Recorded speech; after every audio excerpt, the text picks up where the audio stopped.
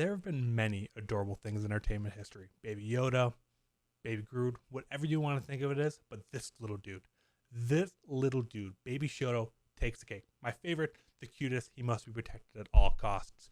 What Touya does in this chapter is unforgivable. I mean, Dabi obviously is a villain. Not a big fan of him. I love his character overall, but what he does in this chapter at the end of chapter 301 is unforgivable. My name is Enji and Rei, and today we are going to be walking through everything that happened in chapter 301 of the My Hero Academia Manga here on the Class 1A channel. If you guys have not already subscribed, make sure to push the subscribe button down below, leave your comments and all that kind of stuff on the video, but also make sure to check out our Class 1A podcast, which is a weekly My Hero Academia podcast, where recently we have talked through how to make Denki Kaminari a top 10 hero in the future. Not trying to spend too much time in the front because I want to dive right into everything that happened in this chapter 301, diving even deeper into everything about the Todoroki family. It started off with seeing a young Enji Todoroki, aka Endeavor, and Rei, his now wife, be kind of meeting for the first time, and that we learned that this is going to be a quirk marriage, and that Rei is originally from her My Hero family, and that this was a huge honor of the father to be reached out to the upcoming #1 hero, or the man that was meant to be the #1 hero. Obviously, it didn't happen to that, but this was way in the past. That's besides the point. But going through that, they're talking about that, all that, and Endeavor kind of see Rei as a woman made out of ice, that she was so gentle and fragile that she could melt away as easily as her quirk is ice. But also, we do finally get the moment to see that Enji noticed some flowers that Rei was looking at, and these are the flowers that Endeavor's been dropping off for her for years now. So we get to see the touching little moment in kind of the very early parts of their relationship, which was arranged. In another location in the current day, we do see Dabi lying on a couch, looking at his burned skins and how he's saying he can't feel anything and that he's more burned than ever.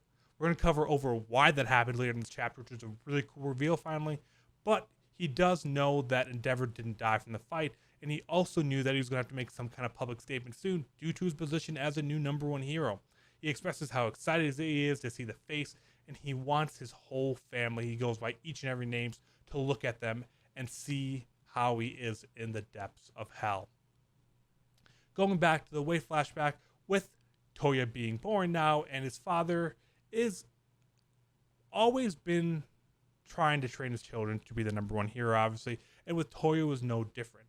But one day on Endeavor's day off, when Touya wanted to train, he asked his dad why he's not working with him, why he doesn't want to train, and that's because Enji and Rei go to the hospital and actually learn that Touya developed a fire quirk stronger than Endeavor's, but got Rei's ice resistance, which is why he's not able to resist the burns or kind of take the heat as well as Endeavor is. So think of someone more stronger than Endeavor, but not able to fully capitalize on it, which is why we see Dabi in his current state, and a really big part of this entire flashback.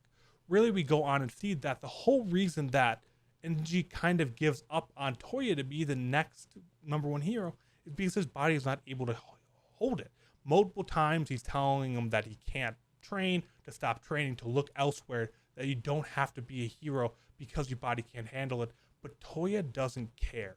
His father had lit a flame under him to be better than All Might, and nothing was going to stop him. We see a conversation with Fuyumi where he's saying that he knows his body better than everyone, and she just doesn't want to see him hurt.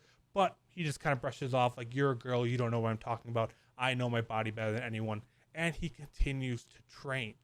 But throughout all of this, Enji and Rei keep having children, trying to still have that perfect child, even with all this and seeing the pain that he's putting Touya through by trying to be the #1 hero.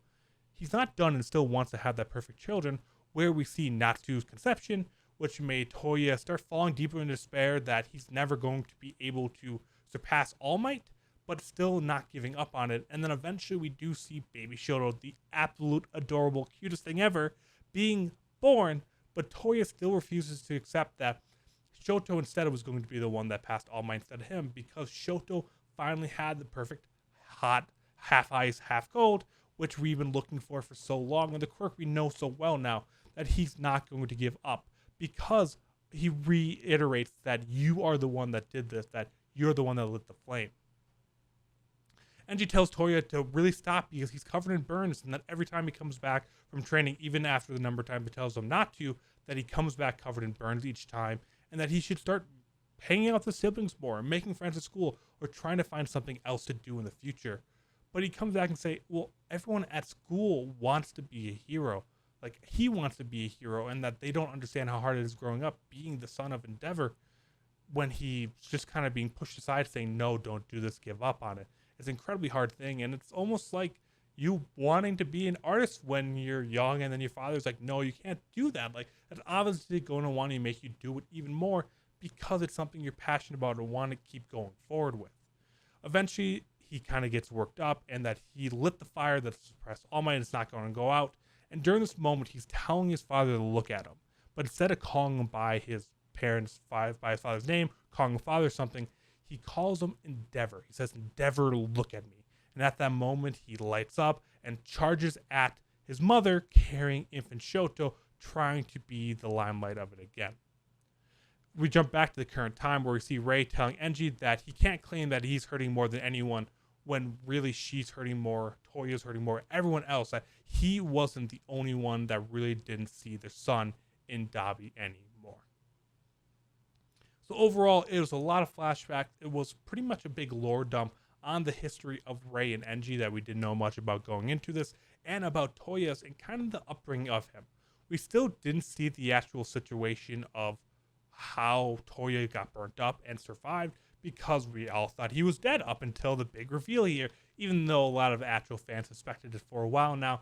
We didn't get the reveal, and we want to see the moment of why Endeavor actually believed Touya died, how Touya survived, and where he went for all of this.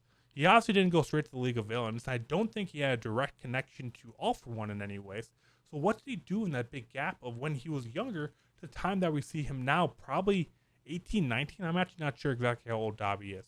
So I don't know if that's something we're going to get in a continuation, but we're still very much in a Endeavor and Todoroki based arc right now that we're not going to switch away. I'd be very surprised if we just did a 90-degree turn and went totally different angle. I think we may have a continuation of the Todoroki conversation going into next week, and kind of a more in-depth current time heart-to-heart between Rei and Endeavor. Or maybe we actually see Endeavor finally getting up and making the statement that Dabi's so excited to see. Or again, we still have Hawks that is coming in to try and help Endeavor in some way with a statement of his own. I have been talking time after time that, like, yep, eventually we're just going to have the whole Vestige arc. And like, yep, this will happen next chapter. Yep. Now I think it's going to be pushed back even more. And I'm loving this Todoroki-based arc.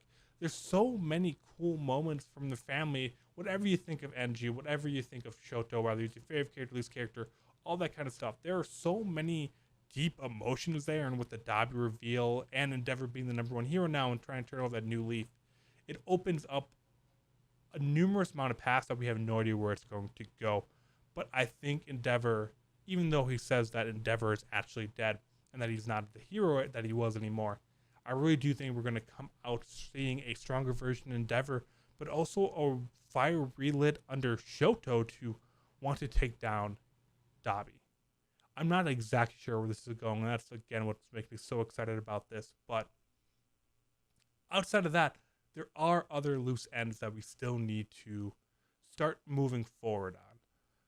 So the Vestige stage is the one I've talked about. I don't even want to talk about that too much in this video, because I think that'll come where it is, and that's going to be a couple of chapters. It's going to be a really big deep dive, and I think a really big moment for Deku. But that's not happening here. We know that Shigaraki's body is currently being healed up in a long-term restage. But what I'm really interested in now is I want to see the rest of Class A. I don't know if that's going to be next chapter or soon, but before I even go back to Deku, I want to see how the rest of Class 1A is doing, how their parents are reacting to all this, how Uraraka and Frappy are doing. We still have Toga out there in the wild somewhere too, that she didn't end up going back with the rest of the League of Villains. I want to start getting touches on some of those other loose ends that we haven't seen, or even a heart-to-heart conversation between All Might and Bakugo. Bakugo rushed after Deku into the room, saying that if he dies, I'll kill him. And we haven't seen him since. That's 5 chapters ago now, that we haven't really got that continuation on, with All Might looking right over him. So I think there's that conversation we have. I think getting a touch base on how Class 1A is doing. I was seeing some of their classmates wake up, but how are they feeling after this? After the loss of Midnight, after kind of being forced to grow up and pretty much being forced to be full-fledged heroes now. Hero Society is in scrambles now, and we have no idea what's going to happen next, and they're clearly not going to school right now. Are their parents forcing them to come home? Are they kind of conscripting almost random people that have strong quirks or in the police force, something like that, to kind of fill Hero Society?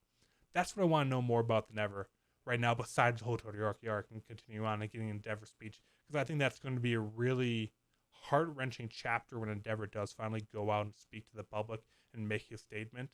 But outside of that, there are so many arcs outside of Deku and outside of the Todoroki family I want to touch base on.